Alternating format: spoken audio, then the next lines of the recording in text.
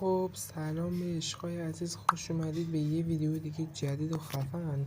بچه ها اومدم آموزش درآمدزایی از روبیکا رو بهتون آموزش بدم. بچه ها لایک و ساب این ویدیو فراموش نشه. بچه ها اولین روش برای درآمدزایی از روبیکا من به شما پیامرسان و روبینو رو معرفی میکنم که بچه ها تو این دوتا جا درآمد فوق العاده خوب و عالیه.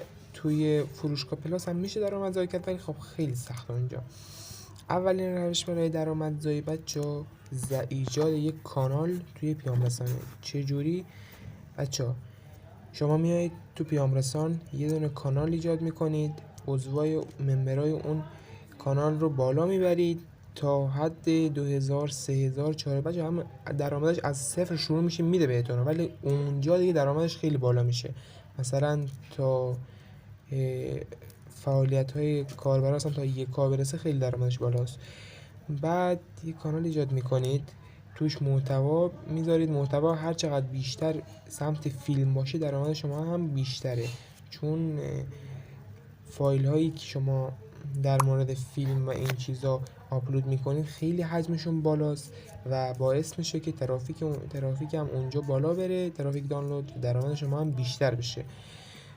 بچه‌ها چیز بعدی، راه بعدی که میخوام بهتون بدم روبینو هستش.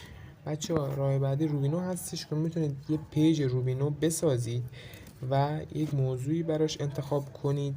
مثل من که بچه الان موضوع کال آف دیوتی رو انتخاب کردم و ویو هم خیلی به شدت بالاست و خیلی بچه ها درآمدش هم خوبه. تازه اینو 3 روز زدم بچه ها، تو 3 روز 26 تا ویدیو گذاشتم، تقریبا روزی 7 تا 8 تا ویدیو تو 7-8 ساعت بچه ها، که اینطوری باعث میشه که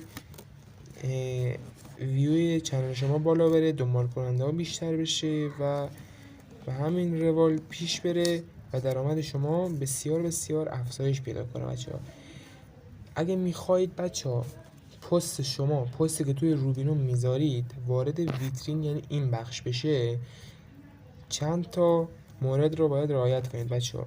این که موضوع شما موضوع یا مذهبی یا موضوعی باشه که مذهبی باشه خیلی زودتر میره، یا موضوعی باشه که به درد مثلا نه به درد باشید، مثلا به کار مثلا مفید باشه. بچه ها مفید باشه، من الان به زبان عادی میگم، مثلا به درد افرادی که میان تو ویترین بخوره. مثلا چجور بگم بهتون که بفهمید؟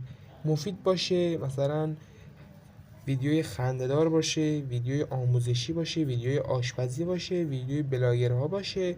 اگه اینا باشه خیلی زود وارد ویترین میشه و تا 2-3 هفته بالای 40 تا 50 کی ویو میگیره و از این 40-50 کی شما تقریبا 200 تا 300 هزار تومان درآمد میتونید داشته باشید.